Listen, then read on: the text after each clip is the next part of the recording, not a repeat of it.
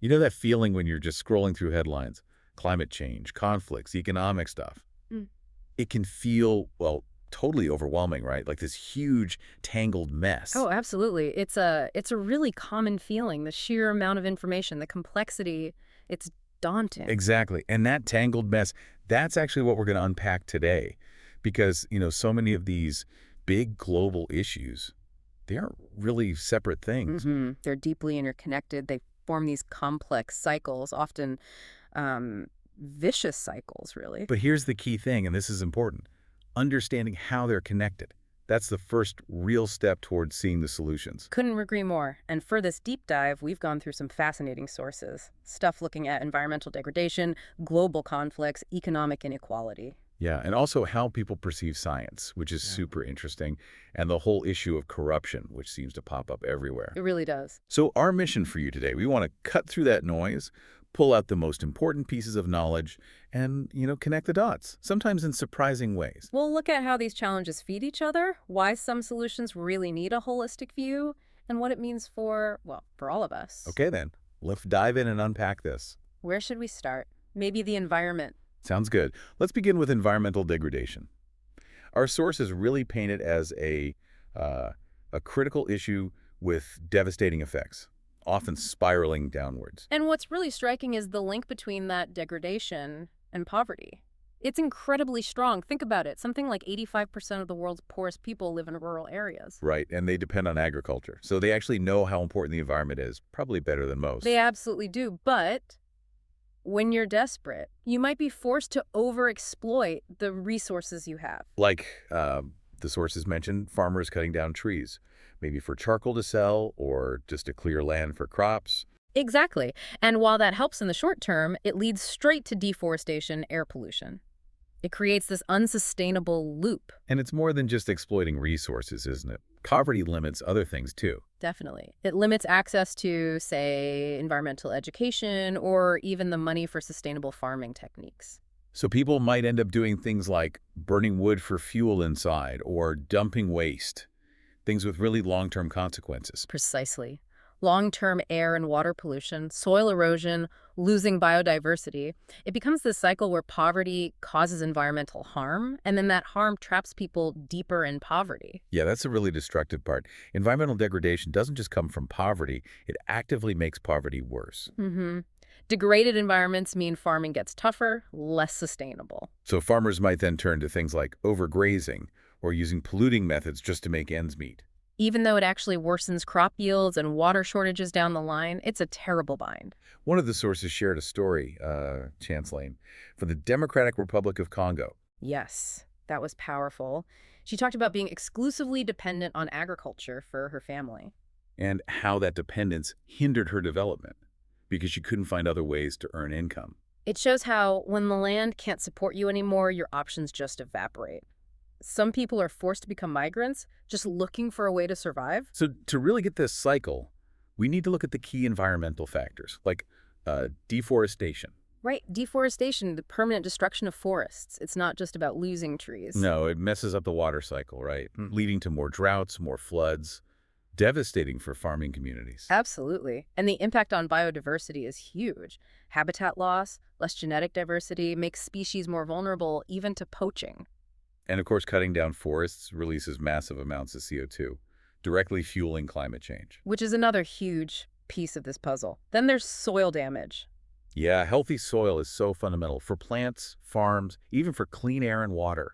But when soil is damaged, it's much more vulnerable to extreme weather. You get more dust pollution, less biodiversity, higher flood risk. The sources mentioned farmers even having to clear fire breaks more often now because of increased bushfires, which links back to climate change again. Exactly. And that brings us to climate change itself. It's the big one, the overarching threat. The sources say it's impossible to ignore. It's disrupting seasons everywhere, isn't it? More extreme weather, heat, drought, storms, floods. It worsens erosion dramatically. Floods washing away topsoil, droughts leading to wind erosion.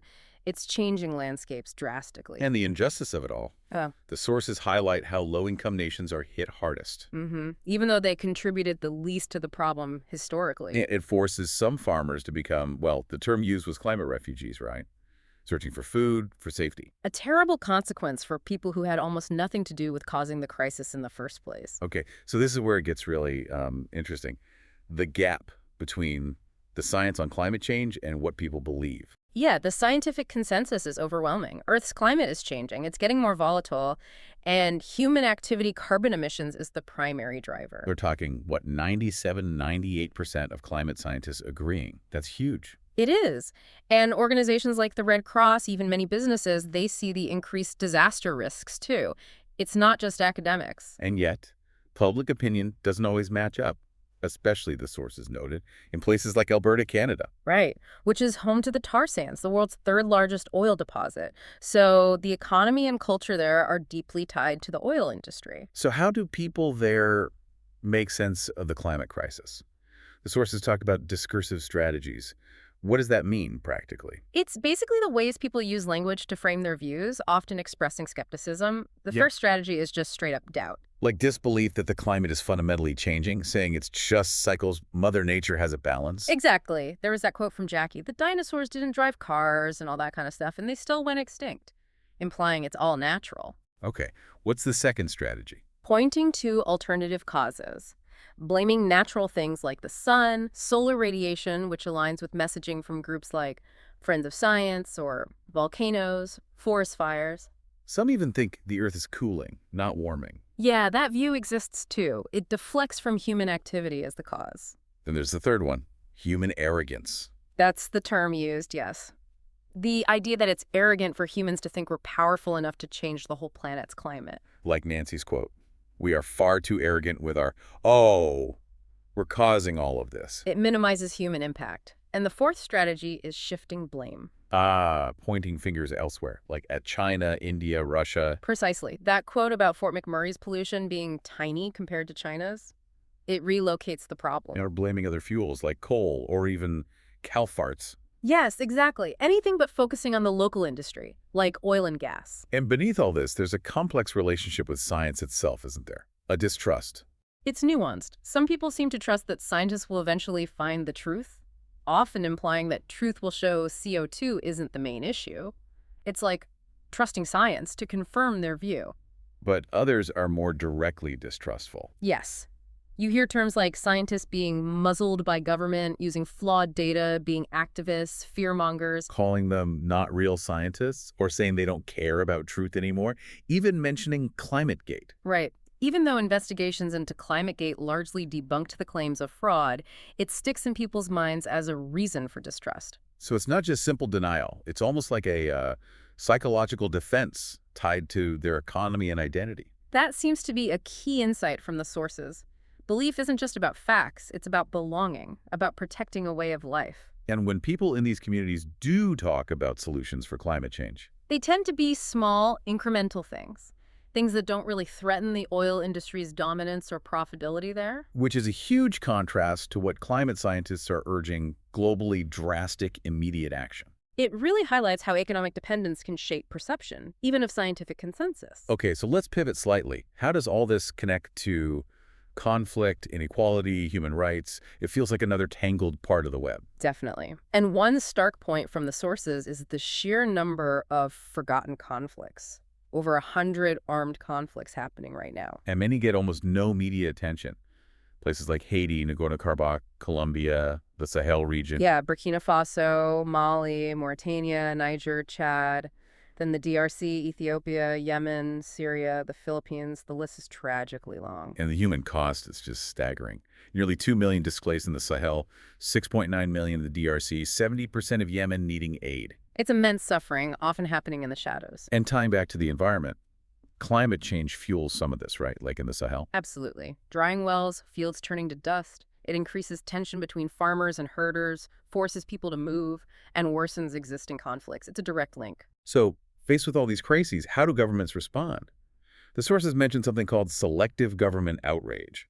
Yeah, it's that inconsistency where some war crimes get condemned loudly while others are met with silence or reservation. Like maybe condemning Hamas, but being cautious about criticizing Israeli government actions. or staying quiet on abuses in Xinjiang. Exactly that kind of selectivity. It undermines the universality of human rights principles. And that often links to transactional diplomacy. What's that about? It's basically putting short-term deals trade security ahead of human rights, prioritizing the transaction over the principle. Like the U.S. maintaining ties with Saudi Arabia or India despite rights concerns, or EU deals with Libya or Turkey to stop migrants, maybe overlooking abuses. Precisely. It's treating human rights as negotiable, secondary to other interests. Then there's transnational repression, which sounds scary. It is. It's when governments reach across borders to silence or intimidate their own citizens living abroad, or even target their families back home. Examples like India allegedly blocking critics on Twitter in Canada, or accusations about assassinations, Rwanda targeting critics abroad, China pressuring students. Those are the kinds of examples cited. It's about extending control beyond borders, chilling dissent globally. And within borders, leaders are sacrificing rights to consolidate power. Yes, autocratic leaders often erode the independence of key institutions, courts, free press, civil society groups. Places like Tunisia, El Salvador, Peru, Thailand, Bangladesh, Poland were mentioned. Among others. And worryingly, using vague laws to target activists, including climate activists, seems to be a growing tactic, silencing dissent legally. Wow. And woven through all of this is economic inequality. The sources called it extraordinary. It really is. The gap between the global north and south is widening fast, billionaires doubling their wealth while billions struggle with hunger. That visual comparison, the aerial photo of Buenos Aires with rich and poor neighborhoods crammed together, it says so much. It's a stark image of the reality.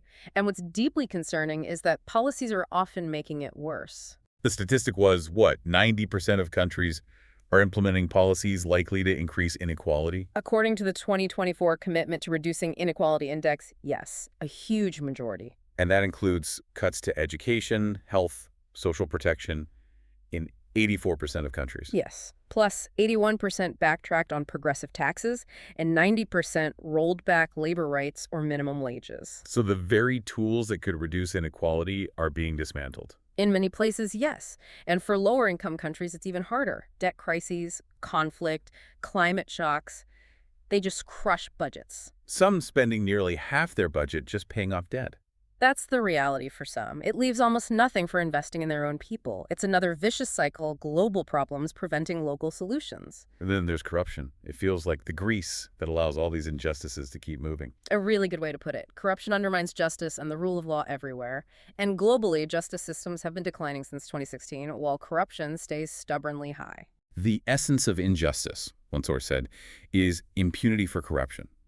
People abusing power and facing no consequences. Exactly. When justice systems are underfunded or politically manipulated, corruption goes unpunished. And this hits the most vulnerable hardest, right? Yeah. The poor, women, minorities, they can't access justice, while elites manipulate the system. Precisely. And the contrast between democracies and authoritarian regimes is stark here. The drawn democracies are much better at controlling corruption, like an average score of 73 versus 32 on the index. A massive difference. And we see judicial independence being attacked in places like North Macedonia, Venezuela, Poland, Tunisia, DRC, Cambodia, allowing corruption to thrive. It connects everything. So if we pull all these threads together, poverty, environment, conflict, inequality, corruption, they're all tangled up.